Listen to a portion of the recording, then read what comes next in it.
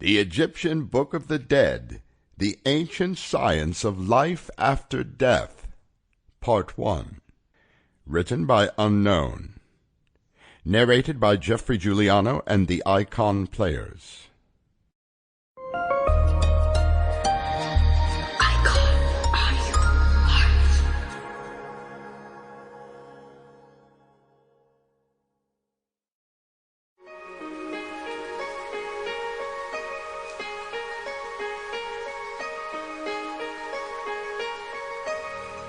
One of the mandates of Icon audiobooks is to introduce and in some cases reintroduce people of all generations to the inspirational, classical, spiritual literature of the ages. The following audiobook falls into that very select and important category. Here you will find ageless wisdom, timeless truisms, and unbounded inspiration. From the ancient Hindu text, the Bhagavad Gita, to the voluminous Vedas, the teachings of great saints like Meher Baba, Paramahansa Yogananda, Bhaktivedanta Swami, Khalil Gibran, and Ram Dass, to the humble parables of Jesus, the Prophet Muhammad, may peace be upon him, as well as avatars such as Sri Krishna, Rama, and the Buddha. Icon casts the net wide to include the greatest insights of the ever-expanding spiritual universe.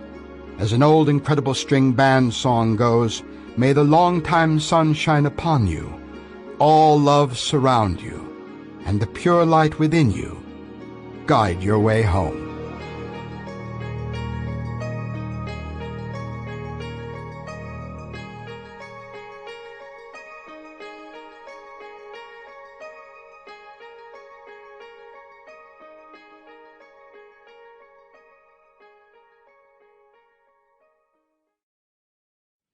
Long ago, in the earliest period of Egyptian civilization, the dwellers on the Nile were in the habit of preserving the dead bodies of their relatives and friends by means of salt, soda, resin, bitumen, and other substances of like nature, and although the art of mummifying and swathing the body in linen bandages did not attain to its highest pitch of perfection until several hundreds of years later,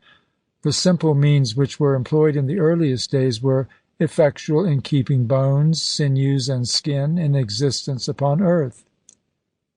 The Egyptians embalmed their dead either because they wished to keep their material bodies with them upon earth, or because they believed that the future welfare of the departed depended in some way upon the preservation of the bodies which they had left behind them upon earth.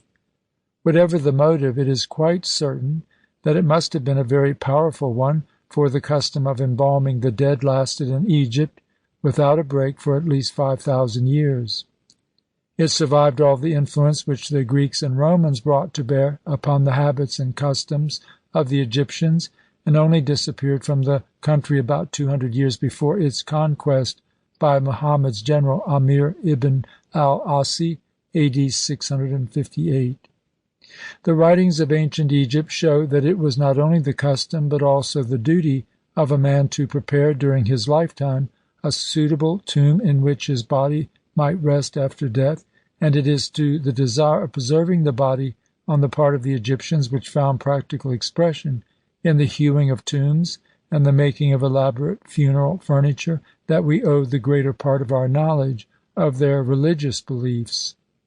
As time went on, the embalming of the dead was performed in a more elaborate manner, and at the same time the last resting place of the mummified body was chosen more carefully and wrought with greater attention. At a very early period, the wealthy discarded the use of holes in rocks and caves as tombs, for in these the bodies were accessible to the attacks of enemies and wild animals and serpents, and the same objection was naturally made to shallow hollows made in the limestone and covered over with slabs of the same material, and also to the vaulted crude brick graves which were commonly in use in the early dynasties. The place of these was taken by pyramids built of stone and by many chambered tombs hewn in the living rock. Experience, however, soon showed the Egyptian that the most carefully constructed tomb was incapable of preventing damp rot or dry rot and decay, and that some other power besides Sample complete.